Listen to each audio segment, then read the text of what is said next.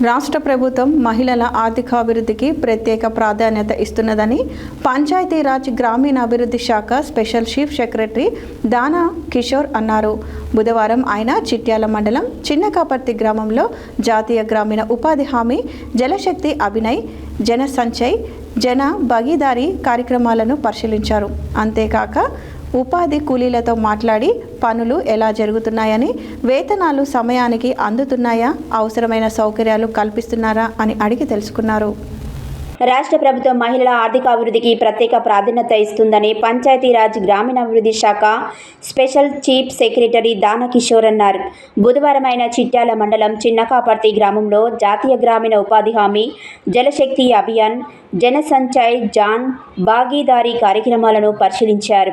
అంతేకాక ఉపాధి కూలీలతో మాట్లాడి పనులు ఎలా జరుగుతున్నాయని, వేతనాలు సమయానికి అందుతున్నాయా, అవసరమైన సౌకర్యాలు కల్పిస్తున్నారా అని అడిగి తెలుసుకున్నారు.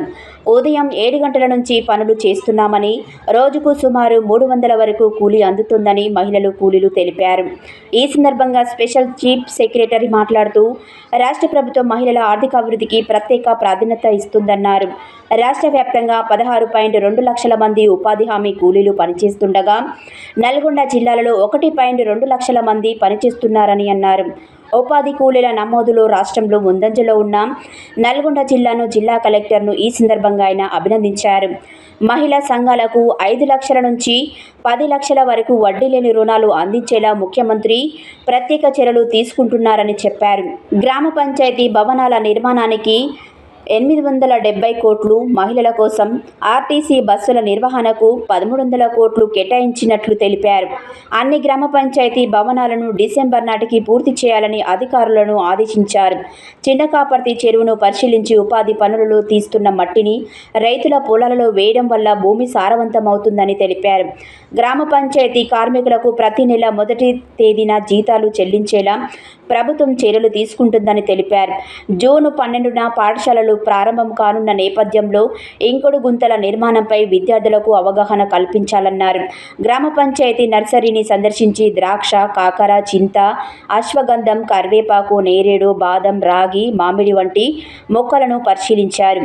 గ్రామంలో రహదారులు, హెల్త్ సెంటర్, మహిళా సంఘాల భవనాల నిర్మాణ పనులను కూడా పరిశీలించి త్వరితగతిన పూర్తి చేయాలని ఆదేశించారు. జిల్లా కలెక్టర్ బి చంద్రశేఖర్ మాట్లాడుతూ చిన్నకాపర్తి గ్రామంలో ఉపాధి పథకాల అమలుపై ప్రత్యేక చర్యలు చేపట్టామని తెలిపారు. ఉపాధి కూలీలకు తాగునీరు, ఓఆర్ఎస్ ప్యాకెట్లు, టెంట్లు వంటి సౌకర్యాలు కల్పిస్తున్నామని తెలిపారు.